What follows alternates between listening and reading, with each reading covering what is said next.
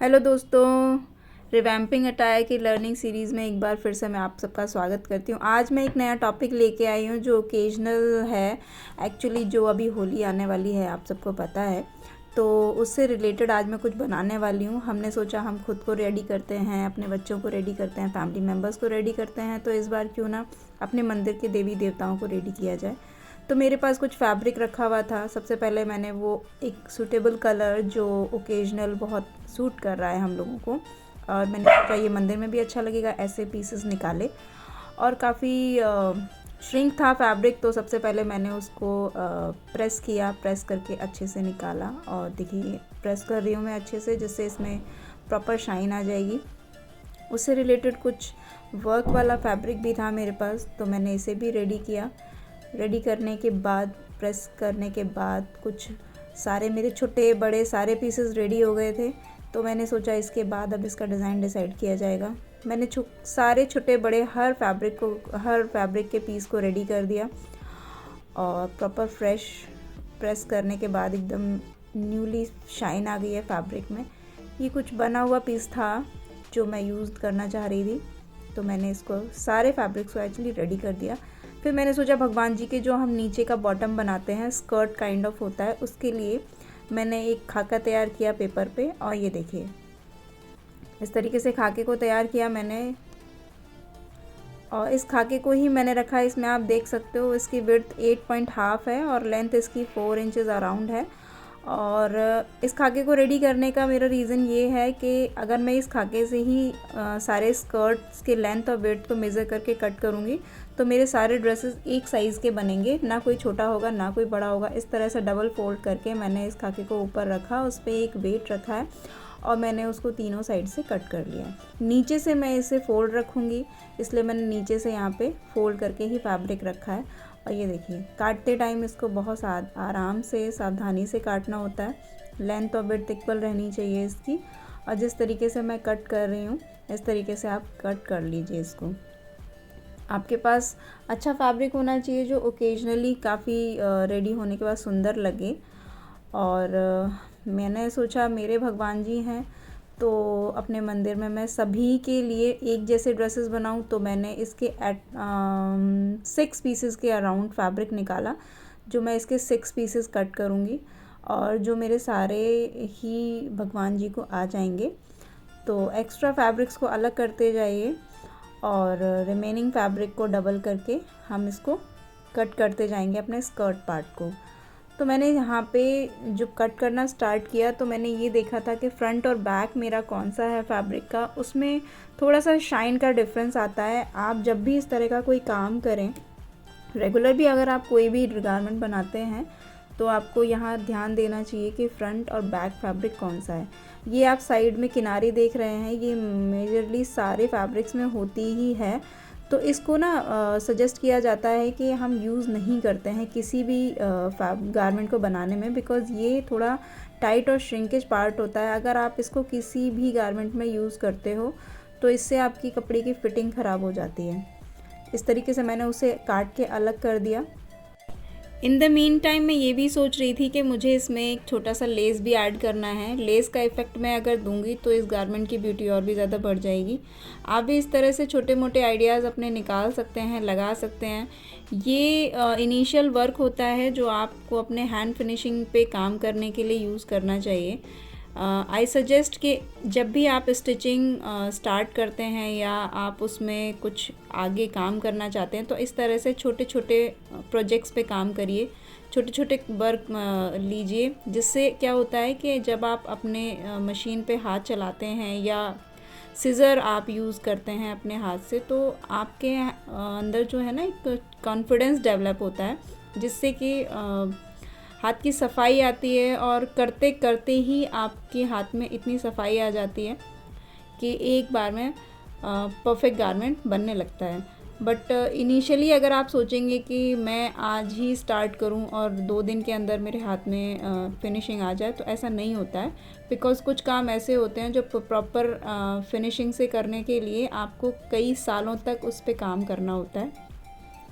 ये देखिए, और ये टाइम टेकिंग भी होता है। आप पेशेंस से काम करेंगे तो आपका काम भी अच्छा होगा। और इस तरीके से आपको करना होता है। रिपीटेशन से कुछ लोग बोर होने लगते हैं कि same work same work same work, but ऐसे नहीं होता है। कुछ चीज़ें रिपीट करने से ही हमारे हाथ में फिनिशिंग आती है और हमको वो करना चाहिए।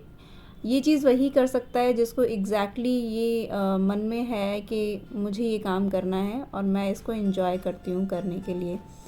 तो आप अगर करते करते किसी भी काम को एंजॉय कर सकते हैं तो आप उस काम से कभी बोर नहीं हो सकते।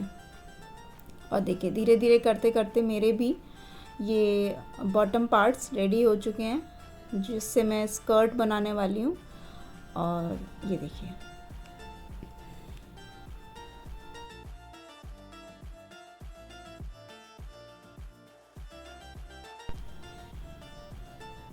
अब ये खाका हमारे यूज़ में आया। इससे हमने सेम साइज़ के बॉटम्स काटे और इससे थोड़ा सा टाइम सेव भी होता है आपका।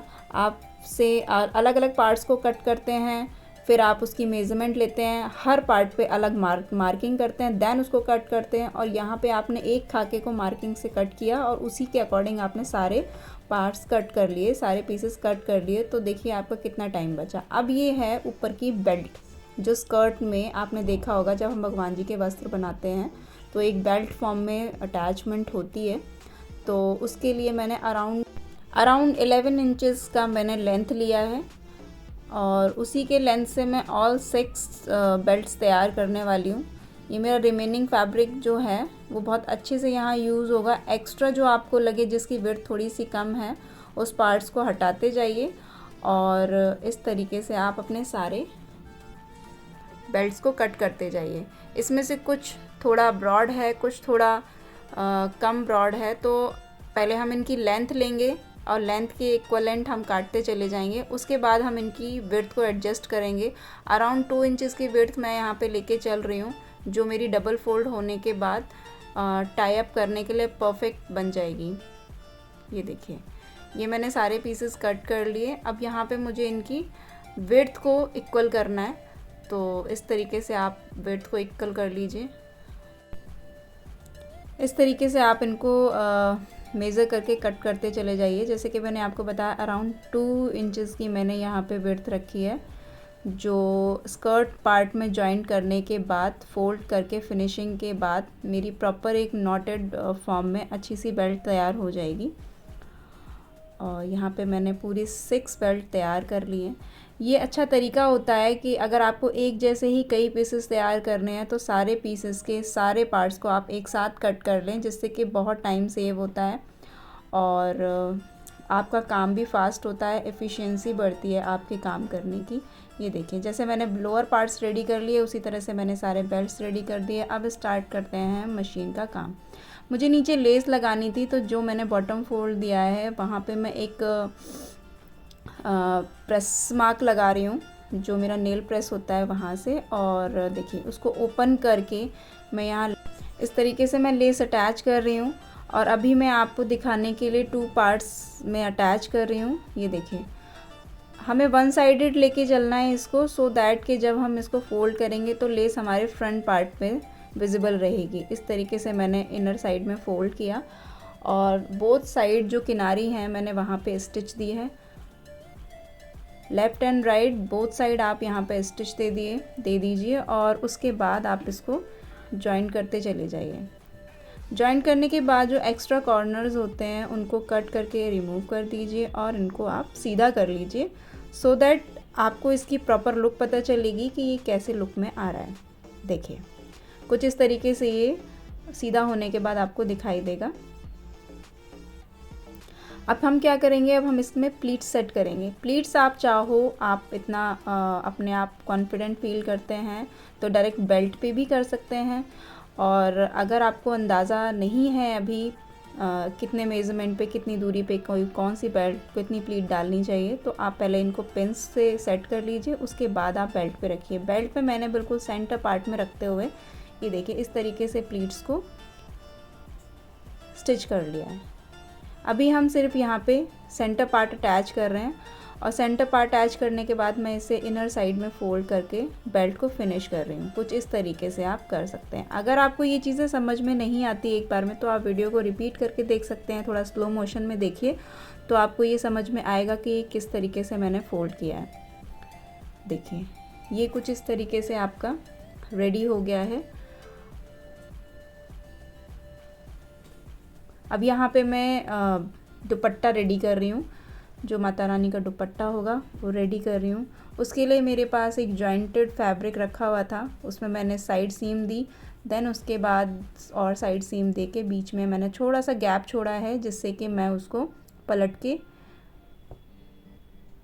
सीधा कर सकूं और मेरी कहीं से भी इसकी सीम दिखाई ना दे। ये देखिए कुछ इस तरीके से मैंने इसको रेडी किया है। अब ये थोड़ा सा जब आप करेंगे ना तो आपको थोड़ा सा टाइम कंज्यूमिंग वर्क लगेगा, बट इसको सीधा करने के बाद ये बहुत सुंदर सा फिनिश आता है। उसके बाद आप इस तरीके से एक टॉप स्टिच दे दीजिए जो इसकी चारों साइड पे हो जाएगी, और उसके बाद ये बहुत सुंदर दिखने वाला है।